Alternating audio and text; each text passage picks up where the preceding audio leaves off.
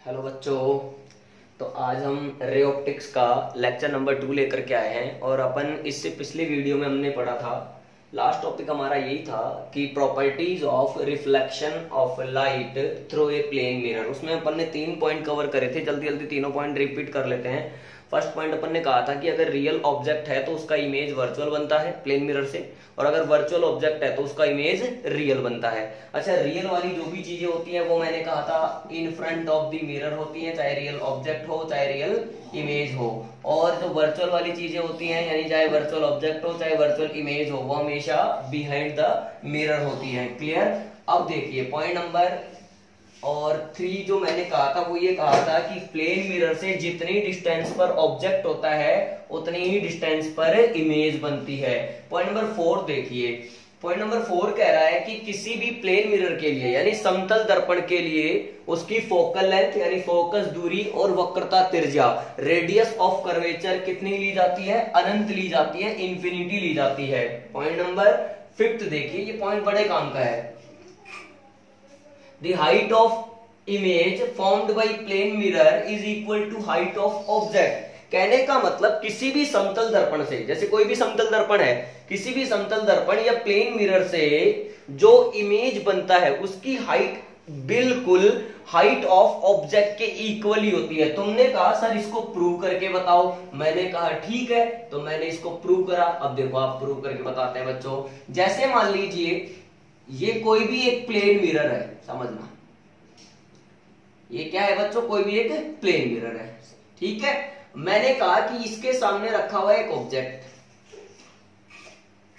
ये रहा, जिसका नाम है ए बी। अब इससे ये कितनी डिस्टेंस पर है प्लेन मिरर से? डी डिस्टेंस पर मान लेते हैं। अब माना कि इस पर लाइट रे जो है वो इस तरह से इंसिडेंट हुई। अब मैंने कहा था अगर नॉर्मली इंसिडेंट होती है तो वापस उसी पाथ को ट्रेस करती है।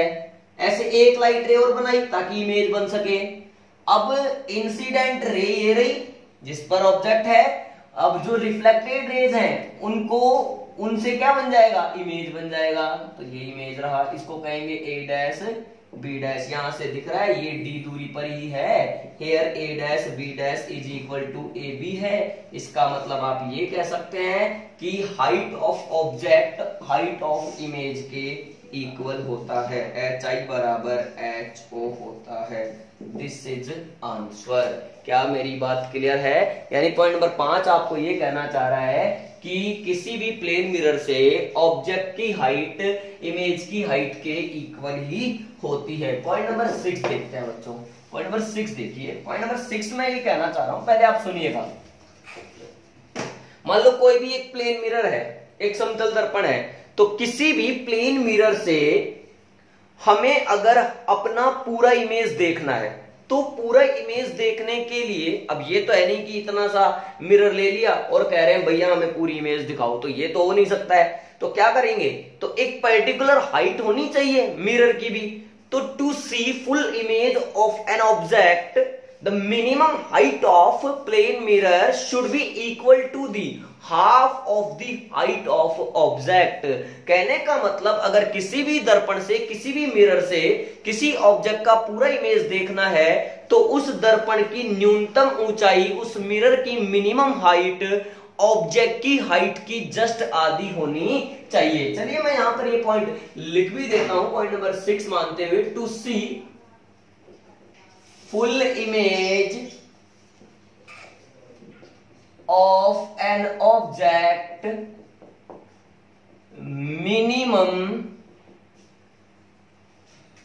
minimum height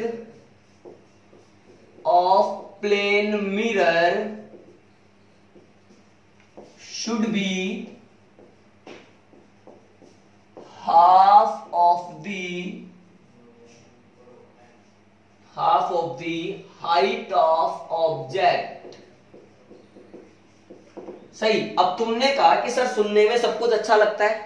आपने कहा कि सर किसी भी ऑब्जेक्ट का किसी भी वस्तु का अगर पूरा प्रतिबिंब पूरा इमेज देखना है तो प्लेन मिरर की हाइट जो है मिनिमम हाइट जो है वो उस ऑब्जेक्ट की हाइट की क्या होनी चाहिए? आधी होनी चाहिए। सर इसको आप प्रूव भी करके हमें बताओ। मैंने कहा ठीक है, प्रूव करके भी हम इसको बता सकते हैं। जरा देखना भैया, ये मान लीजिए कि कोई प्लेन मिरर है, ठीक है, इसके सामने रखा हुआ एक ऑब्जेक्ट जिसका नाम कुछ भी, जैसे ए बी, थोड़ा सीधा बना लेते हैं, इसका नाम है ए बी, ठीक है। अब ध्यान से देखें तो यहां पर मैंने कहा कि इस ऑब्जेक्ट से, इस प्लेन मिरर पर लाइट इंसिडेंट हुई, अंदर जा नहीं सकती है, यहां टकराएगी, टकरा करके रिफ्लेक्ट होगी और रिफ्लेक्ट होकर के ऐसे आ जाएगी। थोड़ा अच्छा बना ले, ये देखिए, कहने का मतलब ये रिफ्लेक्शन ऑफ लाइट फिनोमेना यहां पर हो चुका है। अब एक बात बताओ, ये तो इंसिडेंट रेज है, ये तो इंसिडेंट रेज है, और जो रिफ्लेक्टेड रेज है उनसे क्या बन सकता है, इमेज बन सकता है, बिल्कुल बन सकता है सर, तो उनसे इमेज बना लेते हैं बच्चों।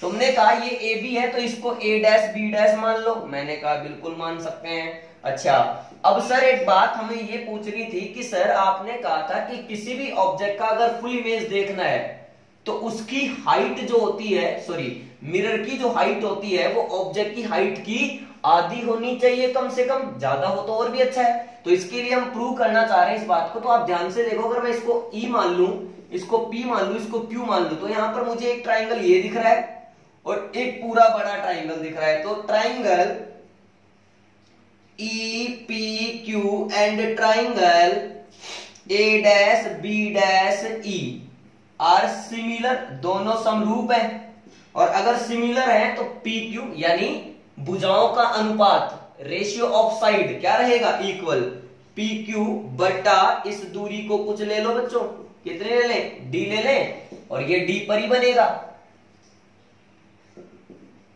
तो पी क्यू बटे डी बराबर ये हो जाएगा आपका ए डैश बी डैश अपॉन, कितना हो जाएगा यहां से यहां तक के लिए, ये 2d। तो अब ध्यान से देखें, इस d से d कैंसिल हो गया, तो PQ बराबर, ये PQ हाइट चाहिए थी, PQ बराबर हमारे पास आ गया a dash b dash by 2। ध्यान से देखें तो PQ बराबर a डैश b डैश, जितनी हाइट का इमेज होता है उतनी हाइट का ऑब्जेक्ट होता है, इसको AB लिख सकता हूं। तो PQ बराबर आ गया AB बटा 2, यही है आंसर। फटाफट से पोज करके लिख ले बच्चों।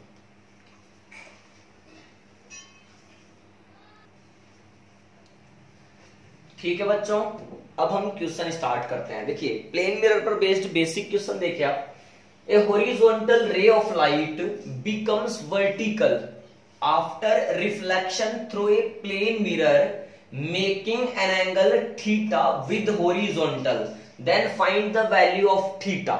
देखो क्वेश्चन समझते हैं पहले। बोल रहा है कि एक प्लेन मिरर है, एक समतल दर्पण है, मेकिंग एन एंगल थीटा, जिसने हॉरिजॉन्टल से कितना एंगल बना रखा है, थीटा एंगल बना रखा है। ध्यान से समझना, मैं समझाता हूं पहले आपको। मान लीजिए कि ये प्लेन मिरर है, इस तरह से मानना पड़ेगा बच्चों, और इसने हॉरिजॉन्टल से कितना एंगल बना रखा है, थीटा एंगल बना रखा है। ठीक है, बोला है कि एक हॉरिजॉन्टल रे ऑफ लाइट, क्षैतिज प्रकाश की किरण, यानी हॉरिजॉन्टल रे ऑफ लाइट, क्षैतिज प्रकाश की किरण बिकम्स वर्टिकल, ऊर्ध्व हो जाती है, वर्टिकल हो जाती है आफ्टर रिफ्लेक्शन।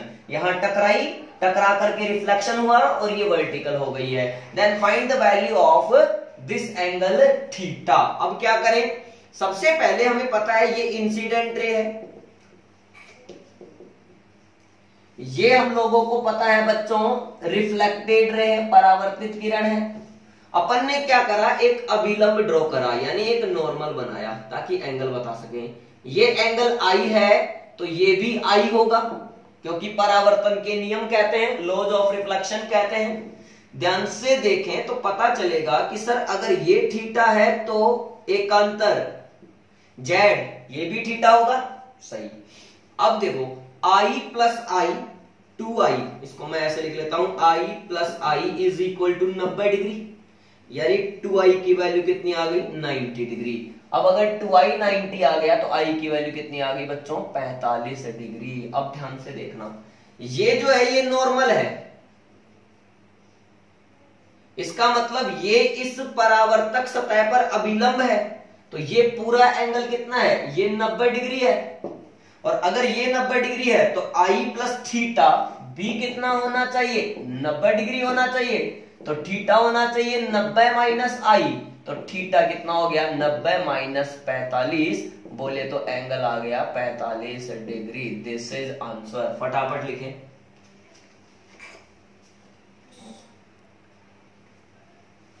नेक्स्ट क्वेश्चन देखिए बच्चों, a ray of light making an angle of 20 degree with horizontal is incident on a plane mirror making an angle theta with horizontal. वही क्वेश्चन है। देखो मैंने कहा कि वही एक एंगल, सॉरी एक प्लेन मिरर है, समझ लो, जिसने हॉरिजॉन्टल से कितना एंगल बना रखा है, थीटा। लेकिन अब की बार जो लाइट रे है वो हॉरिजॉन्टली नहीं आ रही है, बल्कि हॉरिजॉन्टल से कितने डिग्री के एंगल पे आ रही है, 20 डिग्री के एंगल पे। अब बच्चों देखो वो ऐसे भी आ सकती है, अगर ये हॉरिजॉन्टल कहूं तो यहां पर ये बीच वाला जो एंगल है ये 20 डिग्री हो, ऐसे भी आ सकती है। हो सकता है यहां से ऐसे आ रही हो तो ऊपर वाला एंगल 20 डिग्री हो। तो इसमें हमें क्या करना पड़ेगा, दो केस बनाने पड़ेंगे। तो मैं पहले केस 1 समझाता हूं। केस 1, मान लीजिए लाइट रे इस तरह से आई नीचे की तरफ से, हॉरिजॉन्टल से कितना एंगल बनाया, अकॉर्डिंग टू क्वेश्चन 20 डिग्री। वो 10 डिग्री बोल सकता है, अपन ने 20 ले लिया, कुछ भी ले लिया, ठीक है। Is incident on a plane mirror, हो गई incident, making an angle theta. What should be the value of theta so that reflected rays, अब जो रिफ्लेक्टेड रेज है गोज वर्टिकली अपवार्ड, शाबाश, ऊपर चली गई, वर्टिकली अपवार्ड, ऊर्ध्वाधर ऊपर की तरफ। सीधा बना लेंगे थोड़ा लाइन, कोई दिक्कत नहीं, ठीक है। अब ध्यान से देखिए, अब अपन क्या करते हैं, ये नॉर्मल बनाते हैं वापस से, ये नॉर्मल हो गया। नॉर्मल के साथ आपतित किरण इंसिडेंट रे का आई होता है, ये भी आई होता है, जानते हैं अपन। अब बच्चों ये थीटा है तो अब की बार ये वाला थीटा होगा पूरा, समझ रहे हो ना, ये पूरा ये थीटा है। अच्छा ये पूरा आई है तो फिर ये कितना है, ये कितना है सर, ये जो है ना ये है आई में से 20 कम कर दो, आई माइनस 20 है। अब ये आई माइनस 20 प्लस का आई मिलकर के 90 डिग्री है, इसका मतलब आई माइनस 20 प्लस का आई बराबर 90 डिग्री है। तो 2i इज इक्वल टू 110 है, तो आई बराबर कितना डिग्री है, 55 डिग्री है। क्या मेरी बात क्लियर है? अच्छा इसके आगे ध्यान से देखिए, अब आई आ गया हमारे पास में, अब ये अभिलंब है तो ये पूरा कितना है, 90 डिग्री है, यहां से लेकर के यहां तक का, यानी ये पूरा एंगल 90 डिग्री है। तो इसमें कौन कौन से कवर हो रहे हैं जरा ध्यान से देखना। सर यहां पर एक तो ये वाला कवर हो रहा है, या फिर ये थीटा प्लस दिस, तो थीटा प्लस दिस, तो थीटा प्लस आई माइनस 20, देखो थीटा और ये कितना है, आई माइनस 20 बराबर 90 डिग्री। तो थीटा प्लस आई बराबर 110 डिग्री, तो थीटा बराबर 110 माइनस का आई यानी 110 माइनस का 55, तो थीटा वापस से कितना आ गया, 55 डिग्री ही आ गया। आया समझ में? सर केस नंबर 2 अगर करना चाहें तो फिर आंसर चेंज होगा क्या? बिल्कुल बच्चों, केस नंबर 2 में आंसर चेंज होगा। तो केस नंबर 2 देखो, मैं पहले डायग्राम समझाता हूं। वही प्लेन मिरर है, समझना। अब की बार लाइट रे ऐसे ऊपर की तरफ से आ रही है, ये एंगल कितना है, 20 डिग्री है, वर्टिकली अपवार्ड ऊपर चली गई है। ये बना लिया मैंने नॉर्मल वापस से। अच्छा ये एंगल कितना है, थीटा, ये आई है तो ये भी आई है। ध्यान से देखें तो अब की बार आई प्लस 20, ये पूरा आई प्लस का 20, आई प्लस 20 प्लस आई बराबर 90 डिग्री है। तो आई यानी 2i बराबर हो गया 70, 70, 90 में से 20 गया तो आई की वैल्यू कितनी आ गई बच्चों, 35 डिग्री आ गई हमारे पास। अब हमसे थीटा पूछा है, तो ये थीटा है तो ये थीटा है। अब ये कितना है बच्चों, ये थीटा है और ये अंदर वाला जो एंगल है वो है 20 डिग्री। लेकिन हमें उससे मतलब नहीं है, हमें तो ये पूरा जो नॉर्मल से बन रहा है उससे मतलब है, क्योंकि ये पूरा 90 लेना है हम लोगों को। ठीक है, तो ये हो गया हमारा आई प्लस 20 प्लस का थीटा, आई प्लस 20 प्लस का थीटा बराबर 90 डिग्री। तो थीटा बराबर 90 में से 20 गया 70, 70 माइनस आई यानी 70 माइनस 35, तो आंसर वापस से मेरे पास आ गया 35 डिग्री। फटाफट से पॉज करके नोट करें।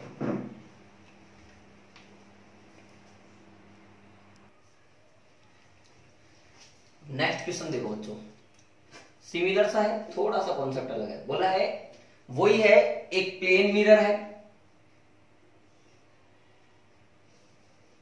देखते हैं, पहले क्वेश्चन पढ़ते हैं। एक प्लेन मिरर है जिसने हॉरिजॉन्टल से कितना एंगल बना रखा है, थीटा एंगल बना रखा है। What should be the value of theta so that reflected raise goes vertically downward, नीचे जानी चाहिए पूरा टकरा करके। तो थोड़ा सा जो सिस्टम से हमें मानना पड़ेगा बच्चों, देखो कैसे मानना पड़ेगा, समझते हैं। समझना, ये रिफ्लेक्टिंग सरफेस अब की बार मैं इधर ले लूं, जरूरी है क्योंकि टकराएगा और नीचे आएगा। तो ये हो गया थीटा एंगल। समझना, लाइट रे आई इस तरह से, हॉरिजॉन्टली नहीं आ रही है बल्कि कितना एंगल बनाते हुए आ रही है, 30 डिग्री विद हॉरिजॉन्टल। तो यहां से ये एंगल कितना बनाया इसने, 30 डिग्री बनाया। फिर ये कहां चली गई, वर्टिकली डाउनवर्ड, नीचे की तरफ चली गई। शाबाश। ये नॉर्मल खींच लें, ये नॉर्मल खींचे हैं तो ये तो हो गया आई और ये भी हो गया आई। शाबाश। हमसे ये थीटा पूछा गया है, ये 90 डिग्री है ये अपने आप। समझना आप मेरी बात को। सर ये आई है, ये आई है, और ध्यान से देखें तो ये हॉरिजॉन्टल है। तो फिर यहां पर हमें पता चल सकता है एक बात कि ये 90 डिग्री है।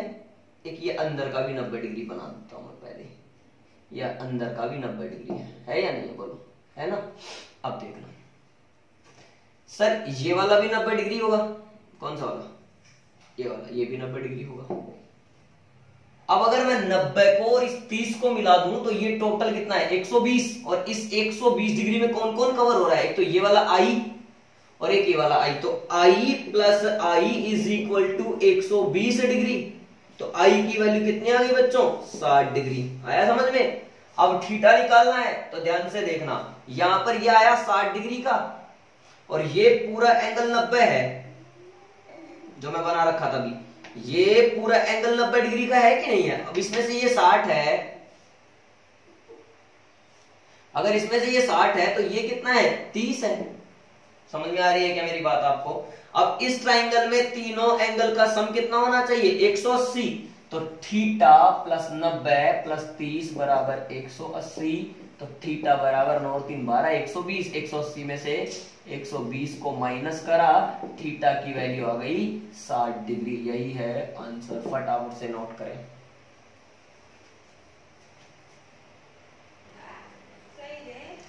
एक क्वेश्चन और देखिए बच्चों। It is desired to photograph the image of an object placed at a distance of 3 meter from a plane mirror. ठीक है। The camera which is at a distance of 4.5 meter from the mirror. मेरी बात समझो, एक plane mirror है, समझना, एक क्या है, प्लेन मिरर है।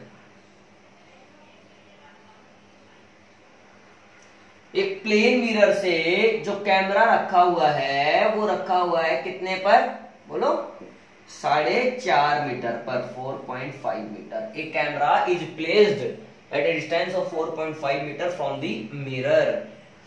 तो अब इस कैमरे से हमें एक इमेज का फोटोग्राफ लेना है, और वो इमेज कितनी दूरी पर है प्लेन मिरर से, बताओ, 3 मीटर की दूरी पर है। इसका मतलब इमेज कहां, यहीं पर होगा इमेज, यहां मान लेते हैं इमेज, सर यहाँ इमेज, वेरी गुड।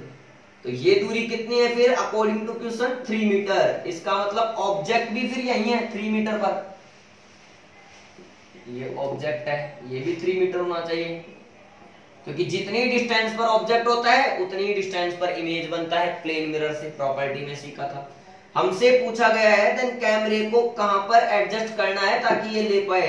तो distance of camera from the image पूछा है, तो ये तो डायग्राम से ही दिख रहा है यार कि ये कैमरा है, तो कैमरे की इमेज से कितनी है, 4.4, प्लस का 3, टोटल कितनी है 7.5 मीटर।